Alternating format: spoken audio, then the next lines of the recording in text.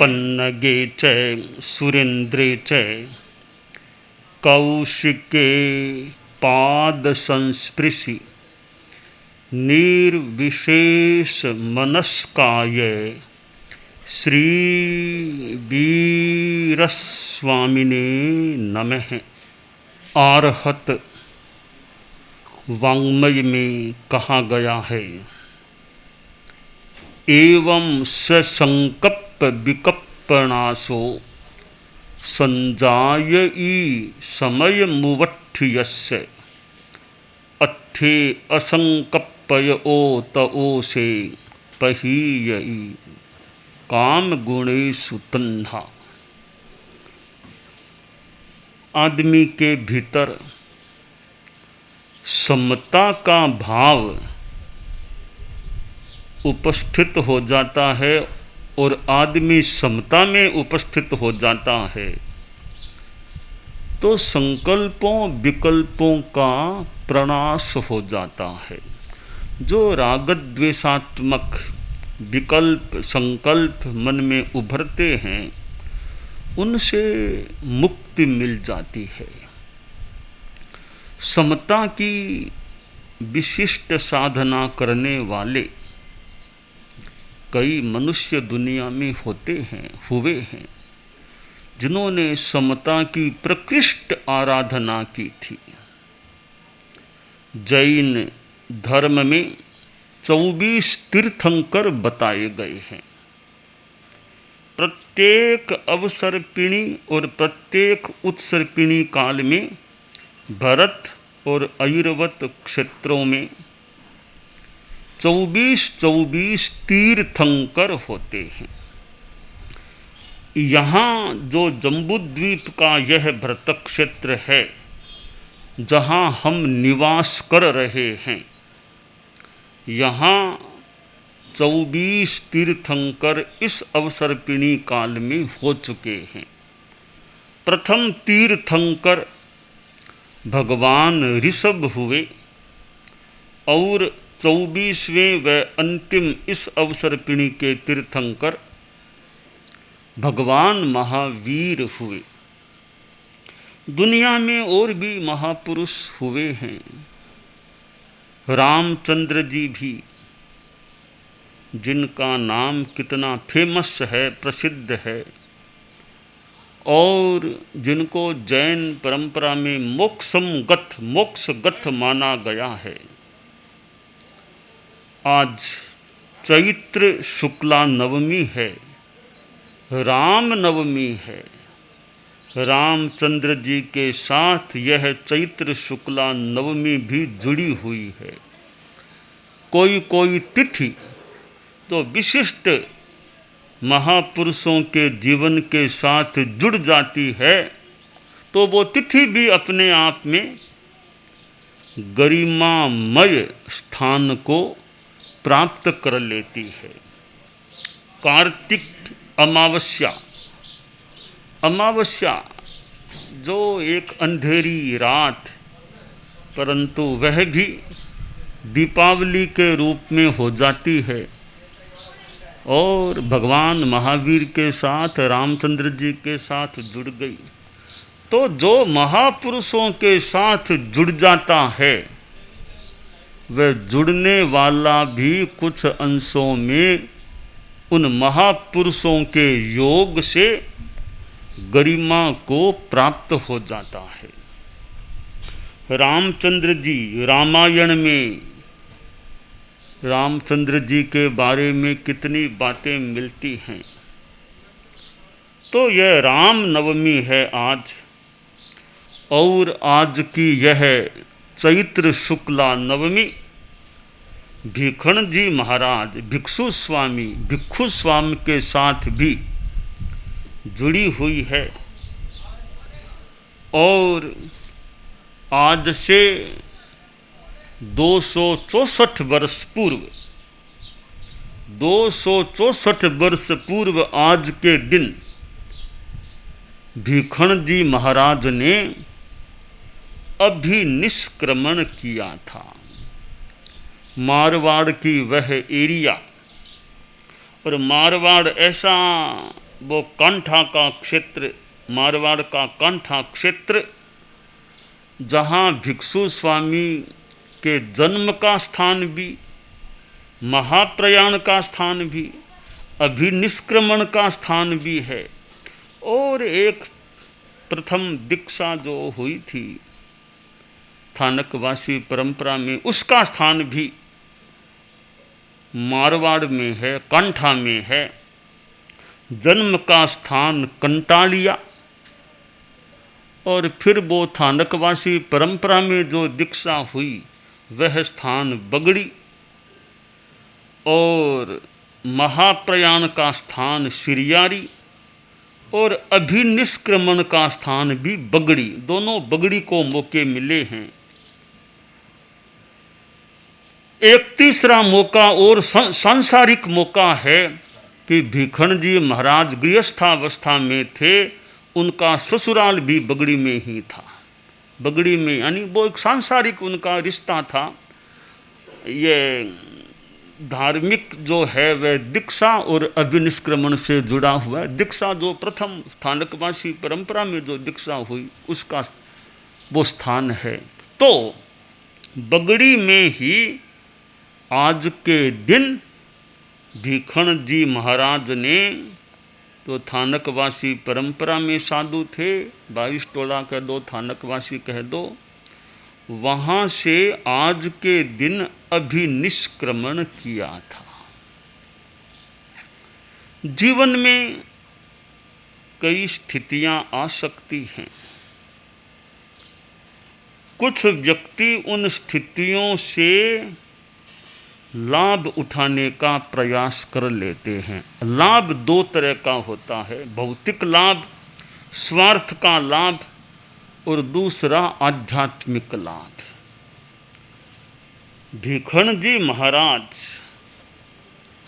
जो रघुनाथ जी महाराज के संप्रदाय में साधु बने थे, और उनके पास, भीखण जी महाराज के पास बुद्धि प्रतिभा का अच्छा क्षयोपशम था, ऐसा प्रतीत हो रहा है। जो बुद्धि, जो चिंतनशीलता भीखण जी महाराज में थी वह विशिष्ट थी। यानी सब में ऐसी प्रतिभा का होना कठिन है। कोई व्यक्ति में ऐसी प्रज्ञा प्रतिभा हो सकती है, कईयों में हो सकती है। तो भीखण जी महाराज के पास भी वो एक विशिष्ट क्षयोपशम ज्ञानावरणीय कर्म का था,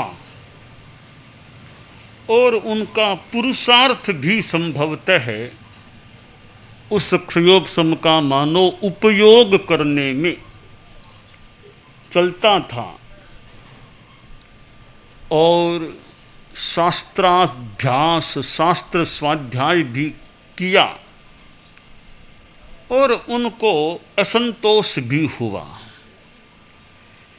असंतोष यो बुरा भी हो सकता है, होता है, और कहीं कहीं असंतोष उत्थान की दिशा में बढ़ाने वाला भी हो सकता है। संस्कृत में कहा गया है, असंतुष्टो द्विजो नष्ट है, संतुष्टश्चापि पार्थिव है। कोई द्विज ब्राह्मण असंतुष्ट रहता है वो अच्छा नहीं, एक राजा संतुष्ट हो जाए वो भी अच्छा नहीं। कि राजा है उसको तो अभी संतोष, तो अभी और विकास करो, और विकास करो, और विकास करो। विकास में संतोष नहीं, भी और हो गया वो ठीक है, और आगे बढ़ना है।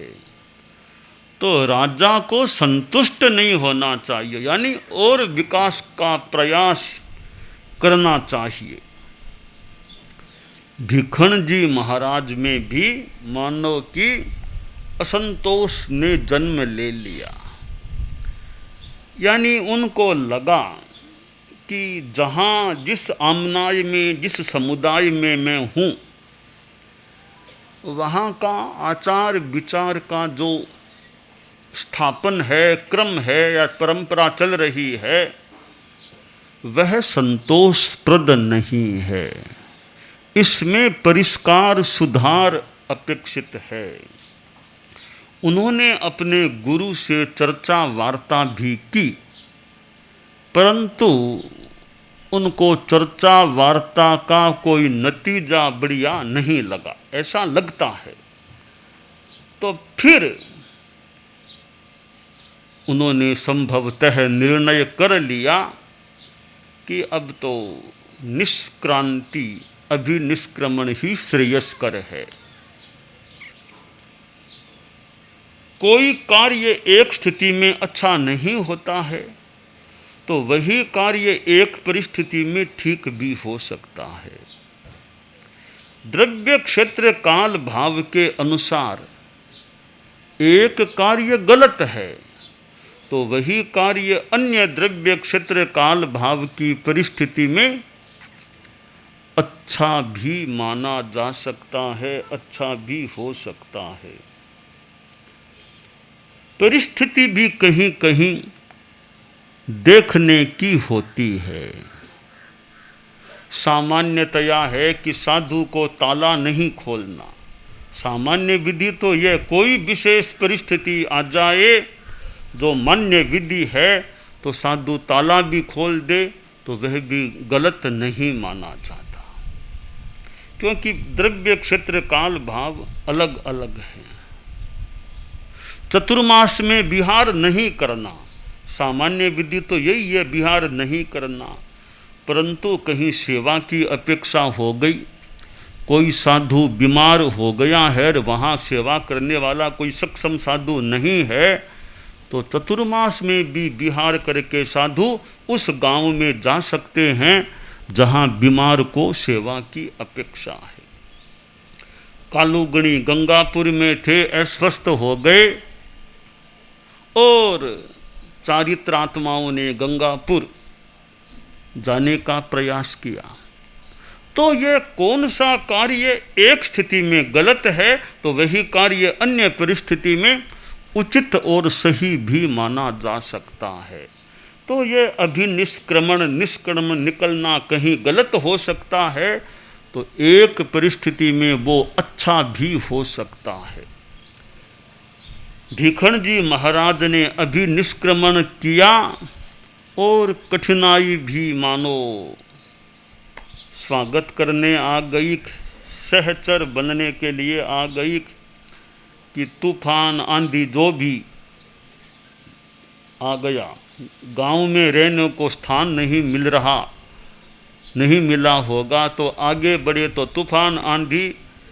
आखिर जैत सिंह जी की छत्री का स्थान जो बगड़ी में है, गांव बाहर के से स्थान में जहां हम अनेक बार जाते हैं, गए हैं, तो कहते हैं वहां फिर रात्रि प्रवास किया। वो स्मशान का सा स्थान जहाँ जो एक अंतिम क्रिया का स्थान जो भी, तो वहाँ रात्रि प्रवास किया। और लगता है भीखण जी स्वामी में साहस, मनोबल, वे जैसे बुद्धि विशिष्ट थी, वो क्षयोपम अच्छा था, तो लगता है मनोबल, साहस वो भी, उसका भी मानो क्षयोपम उनमें अच्छा था, विशिष्ट था। और फिर तेरा पंथ नाम भी पड़ गया। तो आचार्य भिक्षु ने कहा भी कि भीखण जी महाराज ने कि भी ये 11, 12, 13 साधुओं की संख्या, 13 श्रावकों की संख्या, सेवक जाति के कवि ने 13 पंथी नाम का दोहा जोड़ दिया। भिक्षु स्वामी को भीखण जी महाराज को पता चला तो पट्ट से नीचे उतरे कि हे प्रभो, यह यानी हमारी भाषा में कहते हैं हे प्रभो, यह तेरा प्रभु महावीर पंथ तो तुम्हारा है, हम तो चलने वाले पथिक हैं। प्रभो तुम्हारे पावन पथ पर जीवन अर्पण है। बढ़े चले हम रुके न क्षण भी, हो यह दृढ़ संकल्प हमारा, प्रभो तुम्हारे पावन पथ पर जीवन अर्पण।